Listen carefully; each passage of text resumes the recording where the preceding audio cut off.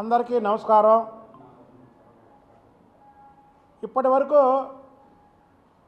ముఖ్యంగా తెలుగు ప్రజలు చిన్నపిల్లలు కథ చెప్పమంటే అనగనగా 7 చేపల కథ చెప్పేవాళ్ళు. ఇక దానికి ఫుల్ స్టాప్ పెట్టి ఇక నుంచి అనగనగా 11 మేకల కథ చెప్పాలి.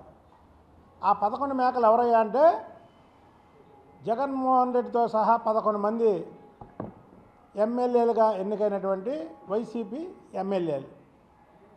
వీళ్ళని మేకలను ఎందుకు అంటున్నామంటే వాళ్ళని ప్రజా సమస్యల మీద గొంతెత్తమని 11 మందిని ఎన్నుకున్నారు. కానీ ఈ మేకలు ఎలాగైతే ఆకులు మేస్తాయో అలాగ ప్రతి 1వ తారీఖున ఈ 11 మేకలు కూడా ప్రభుత్వ ఇచ్చే డబ్బుని అలాగే వాళ్ళకిచ్చే వాళ్ళకిచ్చే ఇంటి అద్దె అవనివ్వండి, కారు ఎలివెన్స్లు అవనివ్వండి, ఎలివెన్స్లు మొత్తం కూడా ప్రతి నెల 1,75,000 రూపాయలు వాళ్ళ అకౌంట్లో పడితే ఈ మేకలు ఆ 1,75,000 తింటూ ప్రజల గురించి ఒక్కరోజు కూడా అసెంబ్లీలో మాట్లాడినటువంటి విధానం లేదు.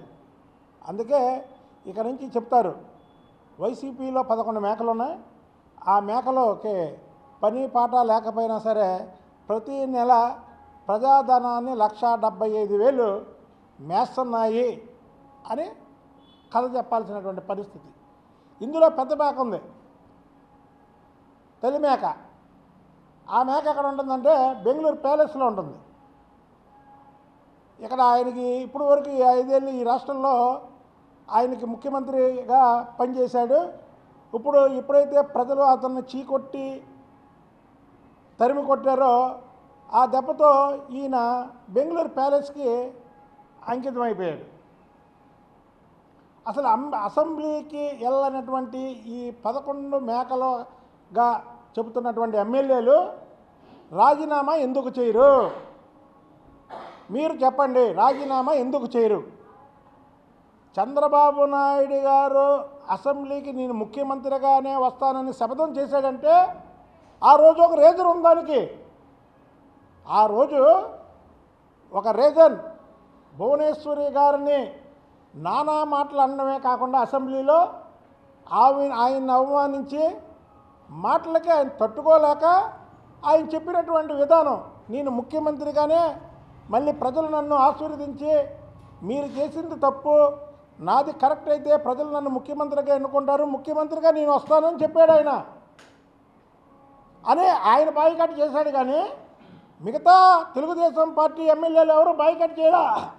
ఆ రోజు మిగతా ఎమ్మెల్యేలు కూడా చంద్రబాబు నాయుడు గారితో మేము కూడా బాయ్కాట్ చేస్తామండి, మిమ్మల్ని అవమానపరిచారు కాబట్టి అంటే చంద్రబాబు నాయుడు గారు ఎమ్మెల్యేలకి మీటింగ్లో కానీ ఒకటే మాట చెప్పాడు, ఏమనంటే వాళ్ళు నన్ను అవమానపరిచింది కాబట్టి నేను రాను, కానీ మిమ్మల్ని ప్రజలు ఎన్నుకున్నారు, నన్ను అవమానపరిచారు కాబట్టి నేను రాను ఆ సభకి, మీరు వెళ్ళండి అని చంద్రబాబు నాయుడు గారు అసెంబ్లీ జరిగిన రోజులు కూడా వాళ్ళని ప్రజా సమస్యల మీద ఎలా గలమెత్తాలి, ఏ సమస్య మీద పోరాడాలి, ఏ సమస్య మీద మాట్లాడాలి అని చెప్పి ఆయన ప్రతి ఒక్కరిని అసెంబ్లీకి హాజరయ్యేలా పంపించేవాళ్ళు. ఇవాళ జగన్మోహన్ రెడ్డి సాకేంటి? జగన్మోహన్ రెడ్డిని ఏమైనా అన్నారా? జగన్మోహన్ రెడ్డి తల్లిగారిని ఏమైనా అన్నారా? జగన్మోహన్ రెడ్డి భార్య గారిని ఏమైనా అన్నారా? ఎవరిని ఏమి అనలా. ఏమన్నారు? ప్రజలు నీకు ప్రతిపక్ష హోదా ఇవ్వలా. అరే ప్రజలు నాకు ప్రతిపక్ష హోదా ఇవ్వలేదని ఏదో చెరువు మీద అలిగినట్టు ఉంది. ఇప్పుడు చెరువు మీద అలిగితే ఏమైతే అలాగే ఇవాళ జగన్మోహన్ రెడ్డిది ఎలాగుందంటే నువ్వు చేసే పని, నిన్ను పులివెందల ప్రజలు నిన్ను ఎన్నుకుంటే నువ్వు నాకు ప్రతిపక్ష హోదా ఇవ్వలేదని ఎవరిని అడుగుతావు? 175 సీట్లు ఉన్నాయి, 18 సీట్లు నీకు ప్రజలు ఇస్తే నీ ప్రతిపక్ష హోదా వచ్చేది. దాని మీద కూటమి ప్రభుత్వం మీద అలిగి ఆఖరికి మీ 11 మందిని గెలిపించినటువంటి ఆ నియోజకవర్గ సమస్యలైనా సరే మీరు అసెంబ్లీలో లేవనెత్తినప్పుడు మీకెందుకు ఆ పదవులు? ఆ పదవులకి వెంటనే రాజీనామా చేయాలి. లేని పక్షంలో నేను చెప్పినట్టు మీరు 1,75,000 ప్రజాధనాన్ని మీరు తీసుకోకూడదు. చెప్పండి. కూటమి ప్రభుత్వం వచ్చిన తర్వాత జగన్మోహన్ రెడ్డి గారికి అసెంబ్లీలో అవమానపరిచారు, వాళ్ళ కుటుంబ సభ్యుల్ని కించపరిచారు, లేదా ఆయన్ని వ్యక్తిగతంగా దోషణలు ఆడారు. కాబట్టి మీరు అసెంబ్లీకే రాలేదే.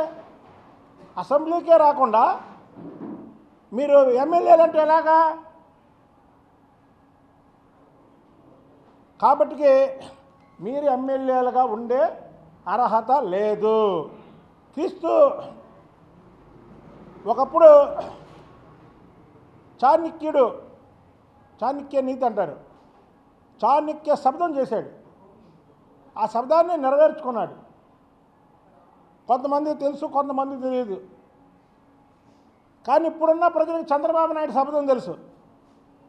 చంద్రబాబు నాయుడు గారు శబ్దం చేసి అసెంబ్లీలో నేను మళ్ళీ ప్రజలు నన్ను ఎన్నుకొని ముఖ్యమంత్రిగా ఎన్నుకుంటేనే నేను లోపలికి వస్తానన్నాడు. అది చూసి ప్రజలు భారతదేశంలో ఏ ప్రభుత్వానికి అసెంబ్లీలో ఇవ్వనంత మెజార్టీ ఇచ్చి దాదాపు 55% ప్రజలు ఎన్నుకున్నటువంటి ఈ కూటమి ప్రభుత్వం, అది చంద్రబాబు నాయుడు దెబ్బ, అది చంద్రబాబు నాయుడు శబ్దం.